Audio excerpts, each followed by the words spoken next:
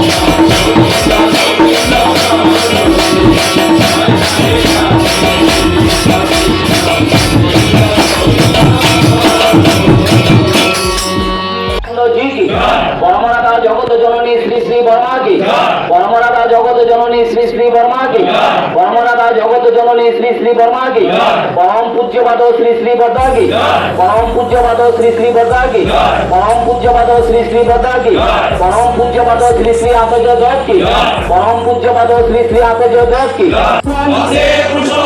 वंदे आजुविद्यं, वंदे मातृवर्गं, वंदे ओम कृष्ण देवतां, वंदे पुरुषोत्तमं, वंदे पुरुषोत्तमं, वंदे पुरुषोत्तमं, परमदेव परम प्रेममय श्री ठाकुर अनुकूल चंद्र जी की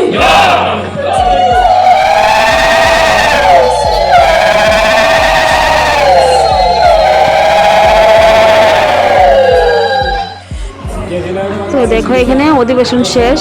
এখানে মানে যতটুকু পেরেছি তোমাদের সাথে শেয়ার করেছি, মানে কয়েকটা গান, তারপর আলোচনা, ঠাকুরের আলোচনা, তারপর জয় রাধে গান, তারপর এখানে ধ্বনিও দিয়ে, তারপর উলুধ্বনি দিয়ে শেষ করে নিয়েছি। এখন আমরা একটু বসেছিলাম। তারপর দেখো এখানে সবাইকে লুচি আর বুটের ডাল প্রসাদ দেওয়া হয়েছে, আর সাথে তো ছানা আর মিষ্টি তো ছিলই। তো তারপর তাদের বাড়িতে তো আরেকটা ওকেশনও হবে, এখানে সেটারই প্রিপারেশন চলছিল। তো ওই বলেছিলাম না, পিসি শাশুড়ির নাতির জন্মদিনও পালন করা হয়েছে, তো জন্মদিন উপলক্ষে অধিবেশনটা দিয়েছিল। তো কীর্তনের লোকজন যাওয়ার পর তারপর এখন বাড়িঘরের লোকজন মিলে এখন ওকে দেখো কেক কাটানো হচ্ছে। আর তোমরা দেখলে আমার রাইসুনার দেখো এক্সাইটমেন্ট দেখো, ও তো এখন বার্থডে এত বেশি ভালোবাসে, মানে বার্থডের নাম শুনলে সাথে সাথে রেডি হয়ে যায় যাওয়ার জন্য। তো পরপর 3টা বার্থডেও যাওয়া হলো, তো তার জন্য ওর এক্সাইটমেন্ট আরও বেশি হয়ে গিয়েছে। তো দেখো এখানে কেক কাটিং করা হয়ে গিয়েছে, এখন ও সবাইকে খাইয়ে দিচ্ছে বার্থডে বয়। তো রাইসুনাকেও খাইয়ে দিয়েছিল, ও তো খেতেই চায় না কিছু, তো আমাকেও দিয়েছিল, সবাইকেই দিয়েছিল। তো তখন প্রায় 9:30 নাগাদ বেঁচে গিয়েছিল, আর রাত্র করে তো মানে যাওয়াটা সম্ভব না, বেশি দূরের রাস্তা তো তার জন্য আর কি। আর সোনামণি বাবা বারবার ফোন করছিল কোন সময় বাড়িতে যাব, তো আর টমটমগুলোও দাঁড়িয়েছিল, তো তার জন্য এখানে দেখো সবাই আশীর্বাদ করে দিচ্ছে। আশীর্বাদ করার পর তারপর আমরা খাওয়া দাওয়া সেরে বেশি আর দেরি করবো না। তো দিদিভাই তারও গিয়েছিল, এখানে দেখো দিদিভাই ও পরে গিয়েছিল, অফিস থেকে এসে তারপর পরে গিয়েছিল। এখানে দেখো আমরা যেখানে কীর্তন দেওয়া হয়েছে সেখানে আমরা সবাইকে এখানে খেতে বসতে দিয়েছে। খাবারের আয়োজনটাও খুব ভালোই করেছিল, এখানে করেছিল ফ্রাইড রাইস, তারপর বুটের ডাল, ভাজি, তারপর পনির তরকারি, সোয়াবিন তরকারি, তারপর হচ্ছে আরেকটা কি জানি একটা আইটেম করেছিল, খুবই টেস্টি হয়েছিল। তো এখন দেখো খাবার দাবার খেয়ে এখন আমরা বেরিয়ে পড়ছি। ঠিক আছে বন্ধুরা, আজকের ভিডিওটা এখানে শেষ করছি। ভিডিওটা ভালো লেগে থাকলে লাইক কমেন্টে শেয়ার করে দিও। তো দেখা হচ্ছে নেক্সট ভিডিওতে, ততক্ষণ পর্যন্ত ভালো থাকো, সুস্থ থাকো, টাটা, বাই বাই।